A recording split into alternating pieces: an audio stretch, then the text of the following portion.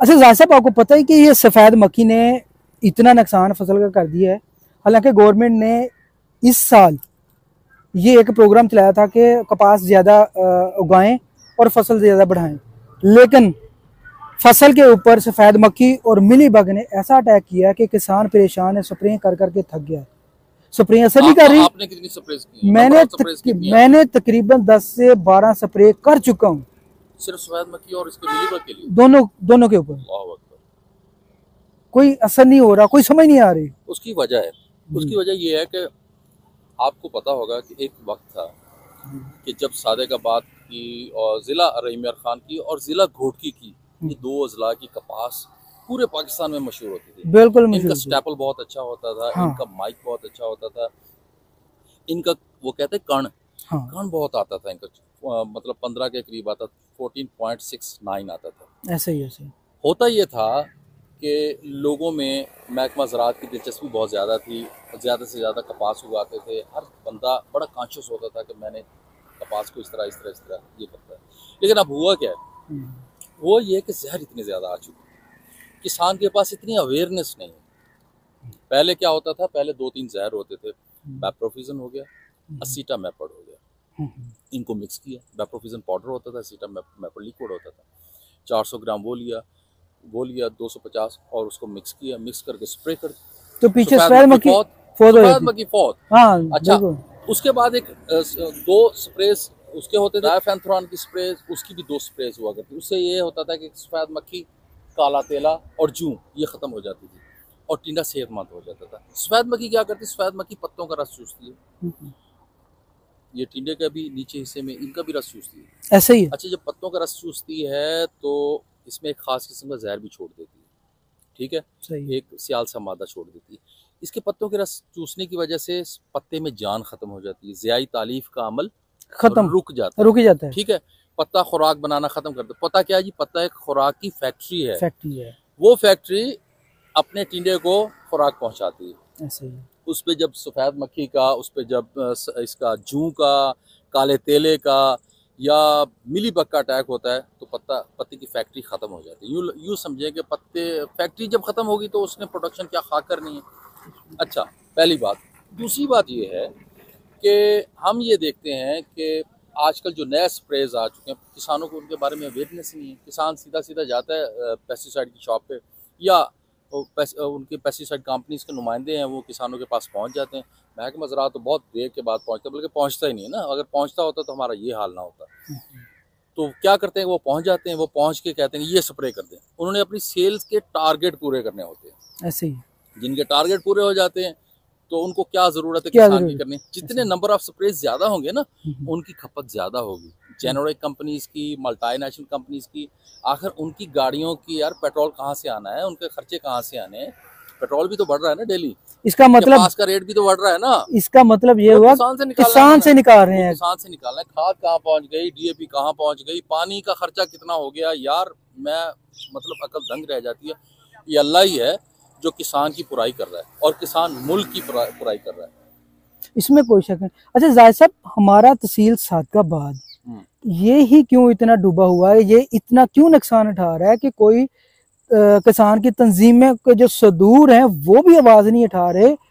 अब जाके कहीं ये डीसी साहब को पता चला तो उसके बाद ये स्प्रे होना शुरू हुई है, तो अब तो ये खत्म हो गई है। कल की एक न्यूज थी राजनपुर के बारे में, वहाँ हेलीकॉप्टर से स्प्रे हो रही है। यार ये सफ़ेद मक्खी हेलीकॉप्टर से स्प्रे से शायद कंट्रोल हो या ना हो, मेरा इतना तजुर्बा नहीं है, लेकिन जो मेरा तजुर्बा है एग्रीकल्चर का, मैं उसके हिसाब से बात करूँगा कि इसका सबसे बड़ा जो तदारक का तरीका होता है कुदरत की तरफ से, वो होता है बारिश।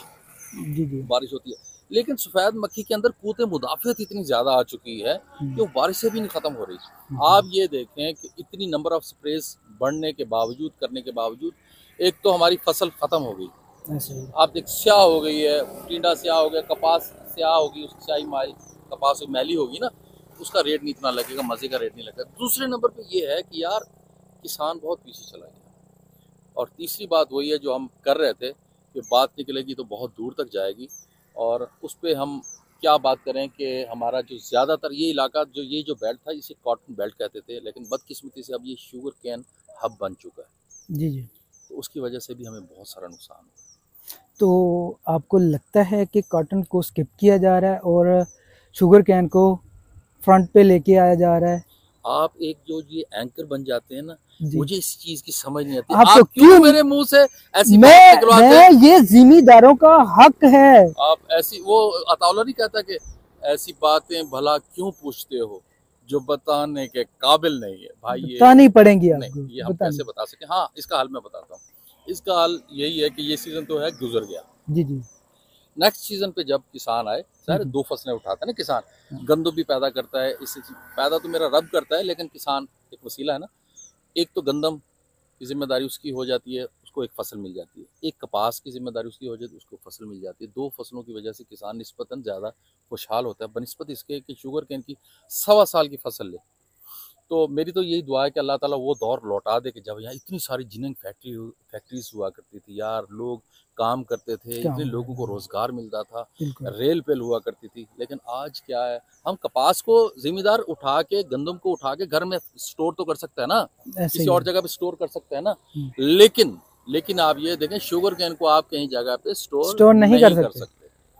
तो इस चीज़ के बारे में यही है कि इसका हल यही है कि नेक्स्ट ईयर ये जो हमारी जेनेरिक कंपनीज हैं, मल्टीनेशनल कंपनीज हैं, निजी शोबा है और हुकूमत, ये मिलकर सेमिनार्स उन लोगों के साथ करें कि जिनको निस्बतन इल्म नहीं है। वो क्या करते हैं, सेमिनार, सिम्पोजियम, वर्कशॉप्स उन लोगों के साथ करते हैं, ट्रेनिंग वर्कशॉप्स, कि जो कहते हैं कि ये तरक्की पसंद काश्तकार हैं। वो तरक्की पसंद काश्तकार भाई प्राडोज वाले हैं, लैंड क्रूजर्स वाले हैं। ये तरक्की पजीर काश्तकार जो है, ये मोटरसाइकिल वाला है, ऐसे इसको ज़रूरत है।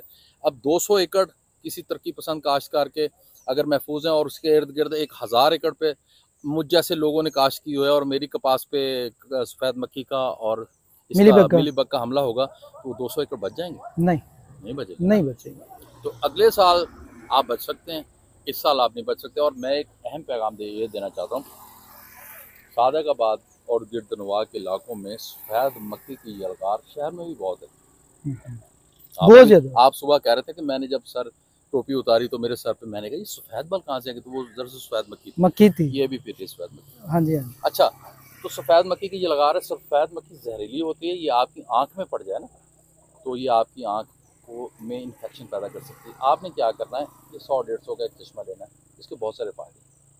सबसे बड़ा फ़ायदा ये है कि आपको एक हीरो जैसी लुक मिलती है। वो कहते हैं ना कि इन आँखों की मस्ती के मस्ताने हज़ारों हैं। आपकी ये जो हीरो जैसी खूबसूरत सी आँखें हैं, आँखें बहुत बड़ी नेमत है अल्लाह ताला की।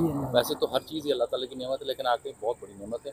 आँखों को बचाएं, आँखों को, अपने प्यारों की आँखों को बचाने का आसान सा तरीका ये है कि अगर आप बाइक पे हैं तो हेलमेट पहनें, और अगर आप हेलमेट नहीं है आपके पास, पैदल हैं, जहाँ भी हैं, इतनी ज़्यादा मक्खियों की यलगार है, सफ़ेद मक्खियों की, और उसकी वजह से इन्फेक्शन हो रहा है, आँख में चली जाए तो आपने उसको मसलना नहीं है, बल्कि उसको पानी के छींटे मारने हैं और किसी दूसरे बंदे के ज़रिए साफ कपड़े के ज़रिए उसको निकालना है। तीसरी बात यह है कि सर अशोभित चश्म, उससे भी ये बचाता है ये चश्मा, जो अभी वबा चले पड़ी है। 100 रुपये का लिया यार, 100 रुपये।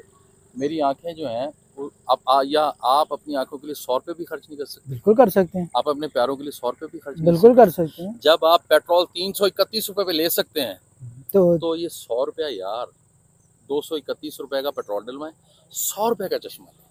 आप यकीन करें आपकी आंखें भी सलामत रहेंगी और आपकी अकल भी ठिकाने रहेगी।